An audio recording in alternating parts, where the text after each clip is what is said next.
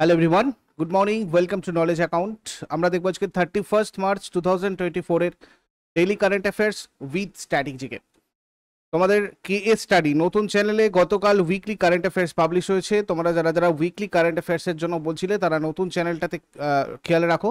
ওখানে তোমাদের প্রত্যেক শনিবার সকাল 7টার সময় 7 AM এই উইকলি কারেন্ট অ্যাফেয়ার্সটা তোমাদেরকে প্রোভাইড করা হবে।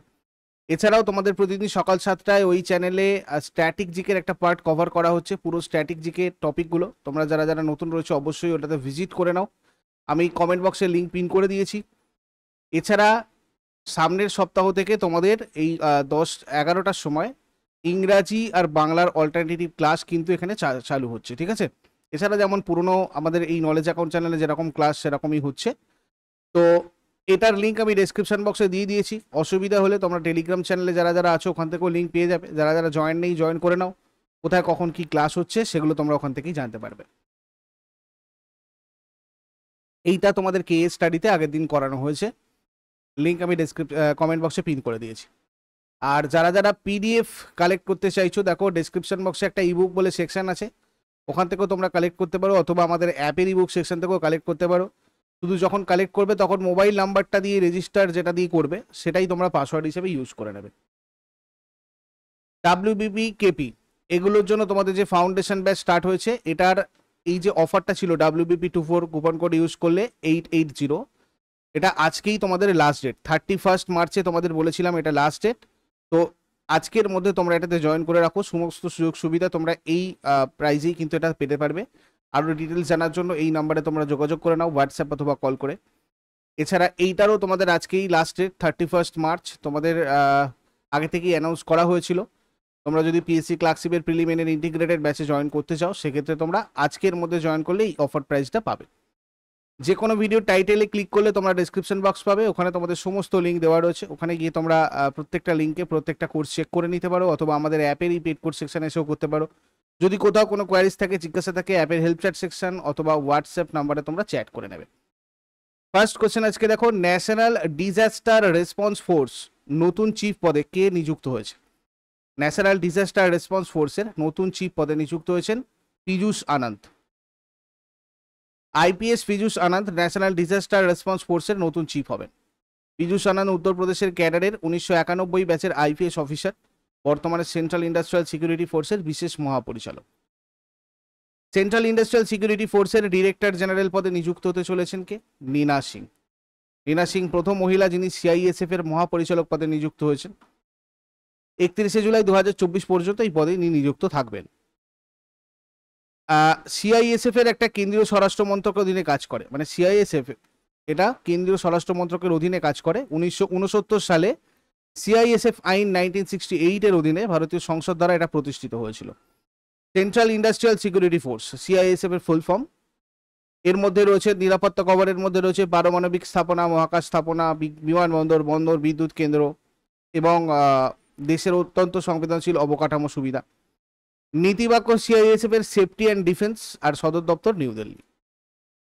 Next, special protection group. Next question আমাদের, স্পেশাল প্রোটেকশন গ্রুপ বা এসপিজি এর ডিরেক্টর জেনারেল পদে কে নিযুক্ত হয়েছে? এস সুরেশ স্পেশাল প্রোটেকশন গ্রুপের ডিরেক্টর জেনারেল পদে নিযুক্ত। ক্যাবিনেটের নিয়োগ কমিটি কেরালা ক্যাডারের 1995 ব্যাচের আইপিএস অফিসার এস সুরেশকে স্পেশাল প্রোটেকশন গ্রুপে অতিরিক্ত মহাপরিচালক হিসেবে নিয়োগ করেছে। স্পেশাল প্রোটেকশন গ্রুপ হচ্ছে ভারত সরকারের একটা সংস্থা যার একমাত্র দায়িত্ব হচ্ছে ভারতের প্রধানমন্ত্রী এবং কিছু ক্ষেত্রে তাদের পরিবারকে রক্ষা করা। 1988 ভারতের সংসদের একটা আইন দ্বারা এটা গঠিত হয়েছিল। সিকিউরিটি রয়েছেন স্বাগত দাস, সেক্রেটারি আর কি রয়েছেন স্বাগত দাস। কোন দল আইপিএল ইতিহাসে সবচেয়ে বড় দলীয় স্কোর করেছে? সানরাইজার্স হায়দ্রাবাদ সব থেকে বড় দলীয় স্কোর করেছে আইপিএল ইতিহাসে। আইপিএল ইতিহাসে সব থেকে বড় দলীয় স্কোর, মানে 3 উইকেটে 277 20 ওভারে, যেটা এখনো পর্যন্ত দলে কোনো একটা পার্টিকুলার টিমের সব থেকে বেশি run, highest run Sunrisers Hyderabad করেছে মুম্বাই ইন্ডিয়ান্সের বিপক্ষে। এর আগে 2013 সালে আরসিবি পুনে ওয়ারিয়র্স ইন্ডিয়ার বিরুদ্ধে, মানে তোমার হচ্ছে আরসিবি পুনের বিরুদ্ধে 263 করেছিল 5 উইকেটে। নেক্সট, জম্মু ও কাশ্মীর এবং লাদাখ হাইকোর্টের অতিরিক্ত বিচারক হিসেবে কাকে নিযুক্ত করা হয়েছে? বিচারপতি মোহাম্মদ ইউসুফ ওয়ানি জম্মু কাশ্মীর এবং লাদাখ হাইকোর্টের অতিরিক্ত বিচারক হিসাবে নিযুক্ত হয়েছে। দেখো, বিচারপতি এন কোটেশ্বর সিং বিচারপতি মোহাম্মদ ইউসুফ ওয়ানিকে অতিরিক্ত বিচারক হিসেবে শপথ বাক্য পাঠ করান। এর ফলে জম্মু কাশ্মীর আর লাদাখ হাইকোর্টের প্রধান বিচারপতি সহ বিচারপতি সংখ্যা বেড়ে 16 জনে দাঁড়ালো। নেক্সট হচ্ছে তোমার নিম্বু পাদম দারচা সড়ক কোন দুটি রাজ্যকে সংযুক্ত করেছে? লাদাখ আর Himachal Pradesh. Border roots organisation লাদাখের মানে টেকনিক্যালি নিম্বু পাদম দারচাকে মহাসড়ক পথে সড়ক পথে সংযুক্ত করেছে। 298 কিলোমিটার দীর্ঘ এই রাস্তাটা কার্গিল লেহ হাইওয়েতে দারচা এবং নিম্বু হয়ে মানালি থেকে লেহকে সংযুক্ত করবে। এই রাস্তাটা এখন মানালি লেহ এবং শ্রীনগর লেহ ছাড়াও লাদাখে অন্তর্বর্তী অঞ্চলের সাথে সংযোগকারী তৃতীয় রুট এটা। নিম্বু পাদম দারচা রোড অর চাষকর হাইওয়ে লাদাখ আর হিমাচল প্রদেশের কেন্দ্রশাসিত অঞ্চলকে, ঠিক আছে, যুক্ত করে। এই যে এক্স্যাক্টলি এই জায়গাটা, ঠিক আছে। নেক্সট, সম্প্রতি কোন রাজ্য কল্যাণ চালুক্য রাজবংশের 900 বছরের পুরনো কন্নড় শিলালিপি পাওয়া গেছে? সম্প্রতি কোন রাজ্যে কল্যাণ চালুক্য রাজবংশের 900 বছরের পুরনো কন্নড় শিলালিপি পাওয়া গেছে? এটা হচ্ছে তেলেঙ্গানাতে পাওয়া গেছে। তেলেঙ্গানার মন্দিরের শহর গঙ্গাপুরমে কল্যাণ চালুক্য রাজবংশের একটি 900 বছরের পুরানো কন্নড় শিলালিপি পাওয়া গেছে। চালুক্য শাসন আমরা শাসকগণদের যদি আমরা দেখি, জয়সিংহ চালুক্যদের প্রথম শাসক ছিলেন। তারপর প্রথম পুলকেশী বাতাপিতের তার রাজধানী নিয়ে সাম্রাজ্যের প্রতিষ্ঠা করেছিলেন, অশ্বমেধ যজ্ঞ করেছিলেন। তারপর প্রথম কীর্তিবর্মন, যিনি প্রথম পুলকেশীর পুত্র, কঙ্কন আর উত্তর কেরালায় জয়ী হয়েছিলেন। তারপরে মঙ্গলেশা প্রথম কীর্তিবর্মনের ভাই, কাদম্ব আর গঙ্গাদের পরাজিত করেছিলেন। তার ভাগ্নে আর কীর্তিবর্মনের পুত্র দ্বিতীয় পুলকেশী তাকে হত্যা করেছিল। চালুক্য বংশের সর্বশ্রেষ্ঠ সম্রাট হচ্ছে দ্বিতীয় পুলকেশী। দক্ষিণের বেশিরভাগ অঞ্চলে প্রসারিত হয়েছিল এই দ্বিতীয় পুলকেশীর সময়। তার জন্ম নাম ছিল ইরায়া। তার সম্পর্কে তথ্য 634 খ্রিস্টাব্দের আইহোল শিলালিপি থেকে পাওয়া যায়। কাব্যময় শিলালিপিটা তার দরবার কবি রবিকীর্তি কর্তৃক কন্নড় লিপি ব্যবহার করে সংস্কৃত ভাষায় রচিত হয়েছিল। হিউয়েন সাং তার রাজ্য পরিদর্শন করেছিলেন। দ্বিতীয় পুলকেশীকে একজন উত্তম আর কৃতিত্ববাদী রাজা হিসাবে প্রশংসা করেছিলেন তিনি। হিন্দু হলেও তিনি বৌদ্ধ আর জৈন ধর্মের প্রতি সহিষ্ণু ছিলেন। দ্বিতীয় পুলকেশী প্রায় সমগ্র দক্ষিণ মধ্য ভারত জয় করে নিয়েছিলেন এবং তিনি উত্তরের রাজা হর্ষবর্ধনকে দেশের দক্ষিণাঞ্চল জয় করার চেষ্টা করার সময় প্রতিরোধ করার জন্য বিখ্যাত। পল্লব রাজা মহেন্দ্র বর্মনকে প্রথম পরাজিত করেছিলেন, কিন্তু পরে পল্লবদের সাথে তার একাধিক লড়াই হয়েছিল এবং মহেন্দ্র বর্মনের পুত্র এবং উত্তরসূরি প্রথম নরসিংহ বর্মন দ্বারা তিনি পরাজিত এবং নিহত হয়েছিলেন। নেক্সট, এয়ার ট্রান্সপোর্ট অ্যাওয়ার্ড 2024 অনুষ্ঠানে airline of the year award পেয়েছে কোন কোম্পানি? ইন্ডিগো পেয়েছে এয়ার ট্রান্সপোর্ট অ্যাওয়ার্ড 2024-এ airline of the year award. IndiGo ভারতের শীর্ষস্থানীয় এয়ারলাইন 2024 এয়ার ট্রান্সপোর্ট অ্যাওয়ার্ডে বিশিষ্ট এয়ারলাইন অব দ্য ইয়ার পুরস্কার পেয়েছে। ইন্ডিগো হেডকোয়ার্টার হচ্ছে তোমার Gurgaon, Haryana, India. Co founder আর এমডি হচ্ছে Rahul Bhatia. Chief executive officer Peter Elbers. Founder Rahul Bhatia, Rakesh Gangwal. সম্প্রতি খবরে আসা গুলাল গোটা একটা ঐতিহ্যবাহী কোন শহরের উৎসব?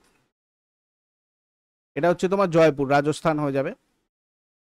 সংবাদে কেন রয়েছে এটা, মানে নিউজে কেন রয়েছে? রাজস্থানের জয়পুরে হোলি উদযাপনের সময় প্রাচীন ঐতিহ্যে অব্যাহত রয়েছে, প্রাচীন ঐতিহ্যের অনুযায়ী এটা অব্যাহত রয়েছে। এই উদযাপনের সাথে গুলাল গোটার অনুশীলন জড়িত, যেটা প্রায় 400 বছর আগের একটা অনন্য ঐতিহ্য, ট্র্যাডিশন।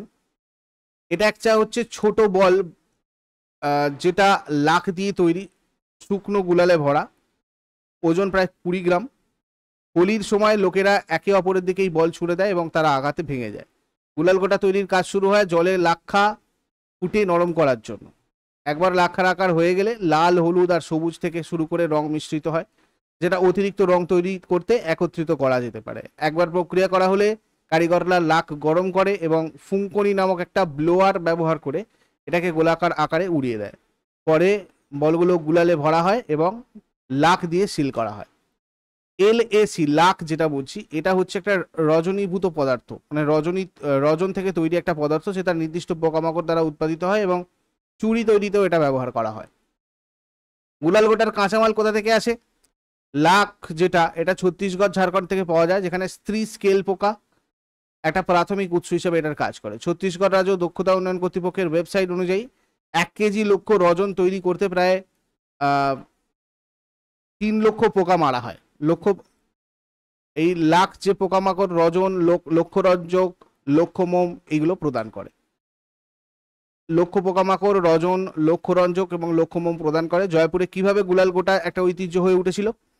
দেখো, গুলাল গোটাগুলো শুধুমাত্র জয়পুরে মুসলিম লক্ষাধিক নির্মাতাদের দ্বারা তৈরি করা হয়, যাকে মানিহার বলা হয়। এই মানিহারদের পূর্বপুরুষরা ছিলেন আফগানিস্তানের রাখাল এবং ঘোড়া ব্যবসায়ী। তারা জয়পুরের কাছে একটা শহর বাগরুতে বসতি স্থাপন করেছিল এবং হিন্দু লাক্ষা প্রস্তুতকারক বা লাখারের কাছ থেকে লাক্ষা তৈরি শিখেছিল। নেক্সট, কোন উপসাগরীয় দেশ প্রথমবারের মতো মিস ইউনিভার্স প্রতিযোগিতায় অংশগ্রহণ করবে? সৌদি আরব প্রথমবারের মতো ঐতিহাসিক মিস ইউনিভার্স ইভেন্টে অংশ নেবে, সৌদি আরব। ইসলামী দেশের মধ্যে ইসলামী দেশের প্রথম প্রতিনিধি হিসাবে প্রথমবারের মতো মিস ইউনিভার্স প্রতিযোগিতায় আনুষ্ঠানিকভাবে অংশগ্রহণ করবে সৌদি আরবের রুমি আল কাহতানি। মিস মিডল ইস্ট আর মিস আরব ওয়ার্ল্ড পিস 2021-এর খেতাব জিতেছেন। আন্তর্জাতিক শ্রম সংস্থার রিপোর্ট অনুযায়ী ভারতীয় বেকারদের মধ্যে কত শতাংশ হলো যুবক, মানে কত শতাংশ যুবক রয়েছে? 83%। ইন্টারন্যাশনাল লেবার অর্গানাইজেশন এবং ইনস্টিটিউট ফর হিউম্যান ডেভেলপমেন্ট দ্বারা যৌথভাবে সংকলিত হওয়া ইন্ডিয়া এমপ্লয়মেন্ট রিপোর্ট 2024 অনুযায়ী ভারতের যুবরা দেশের মোট বেকার জনসংখ্যার 83%-এর জন্য দায়ী। ইন্টারন্যাশনাল লেবার অর্গানাইজেশনের সদর দপ্তর জেনেভাতে রয়েছে সুইজারল্যান্ডের। ডিরেক্টর জেনারেল হচ্ছেন গিলবার্ট হোংবো। নোবেল পিস প্রাইজ পেয়েছিলেন 1969 এটা। আন্তর্জাতিক সুখ দিবস বা ইন্টারন্যাশনাল হ্যাপিনেস ডে কবে পালন করা হয়, বা গ্লোবাল হ্যাপিনেস ডে এটা পালন করা হয় 20 মার্চ। সুখের গুরুত্ব আর ব্যক্তিদের সামগ্রিক কল্যাণের উপর জোর দেওয়া হচ্ছে এই দিবস পালনের প্রধান উদ্দেশ্য। 2024-এর একটা theme, reconnecting for happiness, building রেসিলিয়েন্ট communities. বিশ্ব জল দিবস বা ওয়ার্ল্ড ওয়াটার ডে কবে পালন করা হয়? আমরা পালন করি 22 মার্চ। প্রতি বছর 22 মার্চ বিশ্ব জল দিবস পালিত হয়। এটার লক্ষ্য হচ্ছে জল সম্পর্কে সচেতনতা বৃদ্ধি করা। প্রথমে এটা পালিত হয়েছিল 1992-তে রিও ডি জেনেরোতে পরিবেশ উন্নয়ন সম্পর্কিত জাতিসংঘের অনুষ্ঠানের বিষয়টা গৃহীত হয়েছিল যে বছর। 2024-এর theme water for prosperity and peace. এরপরে আগের দিনের হোমওয়ার্কগুলো সবাই মিলিয়ে নেবে। স্বাধীনতাহীনতায় কে বাঁচিতে চায়, এটা রঙ্গলাল বন্দ্যোপাধ্যায়ের রচনা, রঙ্গলাল বন্দ্যোপাধ্যায়। আর কংগ্রেসকে 3 দিনের তামাশা বলেছিলেন অশ্বিনী কুমার দত্ত।